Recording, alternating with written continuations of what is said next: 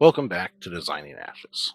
Today, we'll be talking about mounts. Despite how simple this sounds, mounts are an extremely important part of your experience within Ashes of Creation. The many mount options in Ashes are not just there for show, but embody the importance of this core game design. Since there is currently no means of fast travel, your mount is how a player spends most of the time traveling around the ever-growing map.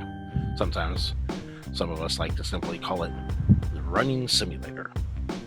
Here are some of the current mounts. Personally, I find the variety of mounts to be endlessly fun, and it makes the world feel more interesting and unique when you ride into a town and see tons of different mounts all over the place. After all, diversity is the spice of life.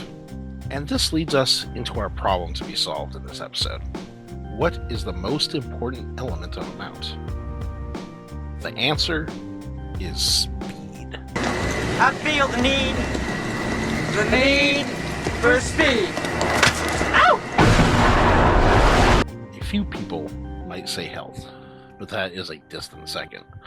A very distant third would be jumping height. When a world is as big as Vera, the amount of time spent going from A to B is very important. A fast mount could save you 5 to 10 minutes of riding time to that group waiting for you in, say, Carfin. Or could get you to help your fellow guildmates whose caravan is under attack. Speed is by far the most important stat. There are 2 different types of speed in game. Well, 3 really, but we're not talking about flying mounts. The 2 are land speed and water speed. In the Riverlands biome, some people like a mount that is a tad slower on land but good speed in water, so they can cross all the rivers and lakes with ease. You also have water mounts that are much more important to the tropics, where you can dive to the bottom of the ocean to gather materials, etc.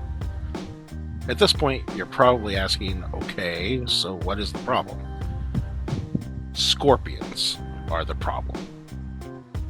The Broodling Scorpion moves at 185 ground speed and is able to be trained by a novice animal husbandry artisan. I'm not going to even get into the fact that the Scorpions are bugged at the moment and have a 185 water speed as well. The water speed thing will be fixed, I'm sure, but when all the other novice trainable mounts are much slower, it is game-breaking to have a 185 novice mount in the world. Let's look at the other novice mounts. Your starting horse is a 135 speed, the wolf a 140, the bear a 140 as well, and the palace cat is again a 140. If we move up a level and look at the apprentice mounts, the raptor is a 145, the midnight mare a 155, the oath bear a 150, the obsidian stallion 155, Rick steed 155, and of course the rest of the scorpions at 185. Not even the journeyman mounts are as fast as the scorpions. The one that comes closest is the Protector's Pride at a 180 speed. You can buy an Ebon Omen mount for 36 gold from the black market vendor, and it only moves at a 165 speed. So what does all this mean? It's simple. By having a mount that you can get in the very beginning stages of the game that is faster than anything else currently released means that that diversity that I so love is not seen as much. When speed gives a person a huge advantage from gathering materials to escaping a fight, or even just moving from point A to point B, everyone is just going to get scorpions. This undercuts the entire mount system and all the cool work the artists have done with these mounts. You just won't see the mounts because they are too slow to be used. Solutions.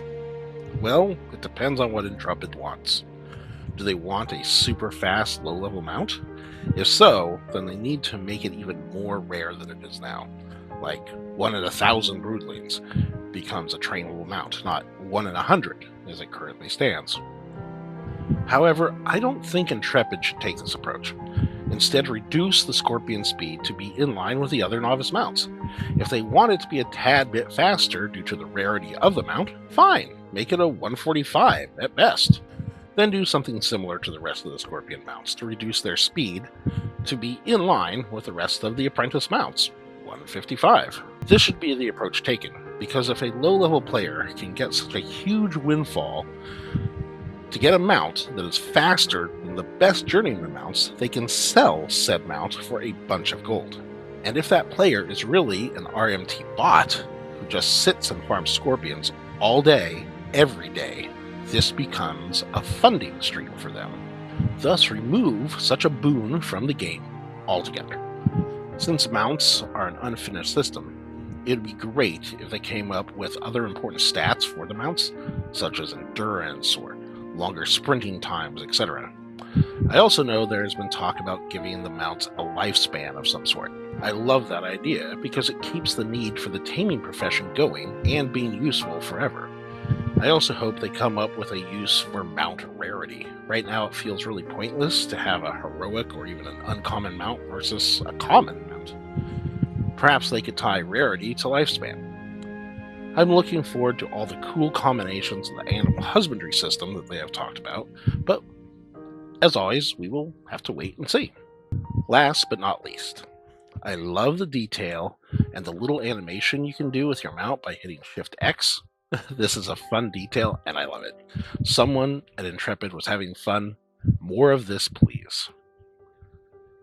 Let me know what you think on this subject, and be sure to like and subscribe. The normal YouTube thing, and, the algorithm. Sounds like a bad ghost name or something. Have a good remainder of your day, and as always, I will see you in Vera.